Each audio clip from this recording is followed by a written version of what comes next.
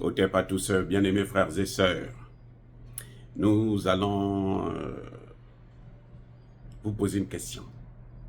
Pourquoi l'Occident, France, États-Unis, Canada, Grande-Bretagne, tous les pays occidentaux ne veulent pas libérer Haïti? Pourquoi ils coincent? Ils serrent les boulons. Ils font tout pour que Haïti ne puisse pas lever la tête. Pourquoi? Je vais vous dire. En fait, c'est à cause de l'Afrique. Le destin d'Haïti, là, il est lié au destin de l'Afrique. Je reprends.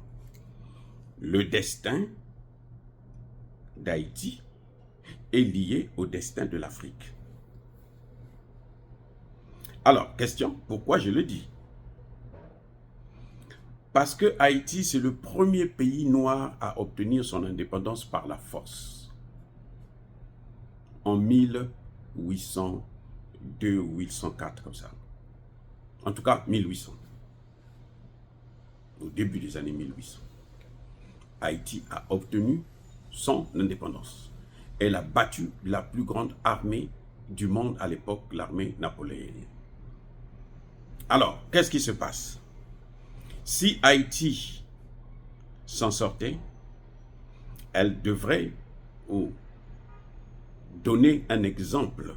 Elle devrait montrer la voie aux autres pays africains. Comme il ne faut pas que l'Afrique se développe, alors qu'est-ce qu'on fait? Il faut écraser Haïti. Pour que tous ceux qui veulent imiter Haïti puissent se dire que non, si on limite là, on va subir le même sort. Donc, en quelque sorte, on tient Haïti dans cette situation pour que les Africains ne puissent pas faire exactement la même chose, chercher à se libérer. C'est donc à cause de ce que Haïti a fait que lorsqu'ils sont arrivés à la conférence de Berlin de 1885,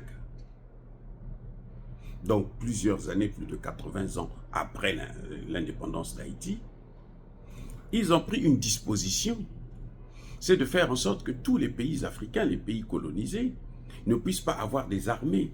Parce que s'ils ont des armées, ils ont des armes, et ils vont faire exactement ce que Haïti avait fait. Donc, en fait, notre destin est lié. Ce que Haïti subit, c'est à cause de nous. Ce que nous subissons, c'est à cause d'Haïti. Parce que si Haïti n'avait pas fait ça, nous, il serait peut-être un peu plus souple avec nous. Je ne sais pas si vous comprenez.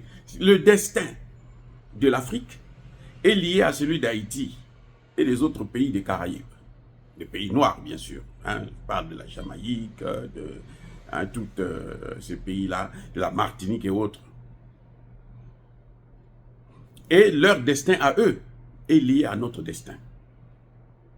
Ça veut dire quoi? Ça veut dire que si nous, on arrive à s'en sortir, à contourner la puissance occidentale et à s'élever, eux aussi vont être élevés. Parce que nous allons obligatoirement les assister pour qu'ils se relèvent. Et ce sera facile pour eux de se relever. Vous voyez la Calédonie? Si l'Afrique était forte, la Calédonie ne serait pas dans cette situation. On continue à massacrer nos frères Kanaks. On les massacre. Parce qu'ils veulent seulement leur souveraineté. C'est exactement ce que nous subissons. C'est exactement ce que Haïti subit. Haïti n'est pas un État souverain. Tout est décidé en France, aux États-Unis, au Canada. Donc je crois que de part et d'autre, les Africains, les Haïtiens, devraient commencer à se mettre ensemble pour réfléchir ensemble sur leur destin. Pour qu'ils puissent avoir la bénédiction de Dieu et la force divine pour combattre ces gens. Parce que le combat, il n'est pas actuellement, de nos jours, le combat est asymétrique. Si vous n'êtes pas capable de battre l'ennemi sur le plan spirituel, il est difficile pour vous de le battre sur le plan physique. Oh yeah, je reprends. Si vous n'êtes pas capable de le battre sur le plan spirituel, il est difficile pour vous de le battre sur le plan physique. Or, pour que nous puissions être forts, nous devons tous être unis. Nous devons former un seul. Et pour que nous puissions former un seul, Ça dit que tous les Noirs du monde entier devraient être ensemble, devraient avoir le même objectif, même si ils sont éloignés. Mais en esprit, ils devraient avoir le même objectif. Ils devraient se rencontrer. Et ça, ce n'est qu'à ce moment-là que Dieu, le Dieu de nos ancêtres, le Dieu des Kémites là, agira pour leur donner la force qu'il faut pour surpasser tout ce qui est en train de se passer. Pour se surpasser, pour mettre un terme à cette grande phase de colonisation.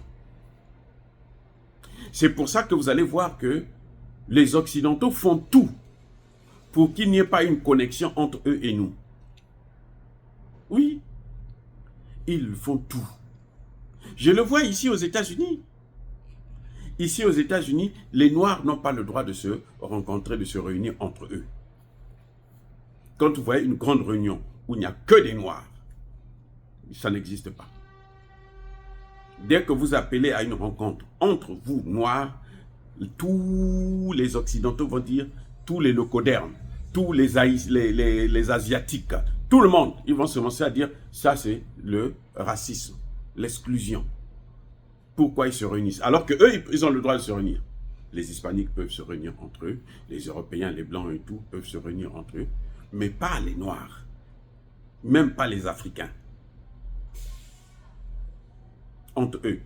Il faut qu'il y ait forcément les gens, le coderme surtout, les petits journalistes qui doivent venir pour vous enquêter, pour poser des questions, pour chercher à savoir exactement ce que nous pensons, qu'est-ce que nous voulons faire, quels sont les objectifs de la rencontre, ainsi de suite. Ça a toujours été comme ça. Et il s'arrange à boycotter ça. Même lorsque vous avez... Il y avait un grand... c'est peut-être pas un supermarché, mais un marché africain. Que des Africains. Dans le Bronx. Quand je suis nouvellement arrivé. Que des Africains. Tous les stands là, c'était africain. Et quand vous venez là-bas, vous avez tout ce qui concerne l'Afrique. Tout ce qui concerne l'Afrique, vous avez ça là. Un jour, le maire de New York s'est levé et dit non, ça ne doit pas continuer comme ça. Il est venu casser ce marché. Il a mis un grand supermarché, de telle sorte que vous n'avez plus le droit de vous... Et ça a fait quoi? Qu'est-ce que ça a provoqué comme conséquence? Les Africains se sont dispersés. Maintenant, si tu veux avoir les produits africains, tu dois te déplacer ici, tu dois te déplacer là. Donc, tu ne peux pas consommer africain facilement, ça devient plus compliqué. Alors que là, tu pouvais venir un jour, un samedi comme ça, un dimanche, tu viens faire ton marché purement africain, tu fais tes stocks et tu t'en vas. Mais maintenant, avec cette nouvelle méthode, il faut passer par-ci, il faut passer par-là, et tout pour pouvoir vous en sortir. Donc, ça a cassé en fait la dynamique, la rencontre que nous avions. C'est-à-dire que, sans le vouloir, vous vous rencontrez entre vous, ensemble. Il fallait casser ça. Il fallait casser ça. Donc, ça a toujours été comme ça. C'est ça. Donc, je crois que aujourd'hui, Haïti souffre à cause des Africains. Les Africains souffrent à cause d'Haïti. Parce que si Haïti n'avait pas obtenu son indépendance, là, on allait peut-être nous lâcher un peu du lest chez nous en Afrique. Mais comme elle a obtenu son indépendance, on s'est dit, mais les autres là vont suivre le même chemin. Il faut les combattre. Parce que le combat d'Haïti, c'est lequel? C'est le même que celui que nous sommes en train de combattre en Afrique. L'esclavage, la colonisation et le néocolonialisme maintenant, qui est en train de se transformer. Maintenant, ils veulent reprendre carrément la colonisation. Venir eux-mêmes pour gérer nos pays. C'est ce qu'ils sont en train de faire avec Haïti aujourd'hui. Ils envoient des armées, ils ont supprimé l'armée d'Haïti, parce qu'il ne faut pas qu'ils puissent avoir une armée. Il ne faut pas qu'ils soient forts. Parce que s'ils sont forts, s'il y a un problème en Afrique, eux là, ils peuvent partir pour aller combattre là-bas. Donc il faut tout faire pour qu'ils ne puissent pas. Vous avez déjà vu un pays qui n'a pas d'armée? Dans le monde, quel est le pays que vous connaissez qui n'a pas d'armée? Quel est le pays? Même quand on dit pays neutre, la neutralité là, c'était pour ne pas être entre l'Est ou l'Ouest. C'est tout. C'est pas la neutralité que bon, tu peux pas assurer la sécurité de ton pays, non. Mais ils ont fait tout, ils ont enlevé l'armée, ils ont mis garder une petite police. La police peut faire quoi quand il faut faire la guerre contre des gangs? Ou bien contre le terrorisme? La police peut faire quoi? Rien du tout. Elle est incompétente pour faire ça. Donc c'était fait à dessein pour amener le pays dans ce schéma. Et c'est un processus qui dure des années. Ils font ça, mais c'est pour qu'ils aillent, ils n'ont pas besoin, ils ne sont pas précieux. Parce qu'ils savent que même quand ils partent, leurs enfants vont continuer avec ça. Et c'est à nous de casser ça. Nous devrons casser ça. D'abord, par notre unité. D'abord, la première arme, c'est notre unité. La deuxième arme, l'Afrique doit prendre ses responsabilités.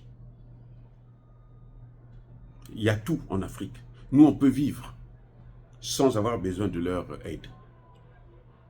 Je reprends. L'Afrique peut vivre sans avoir besoin de l'aide des Occidentaux.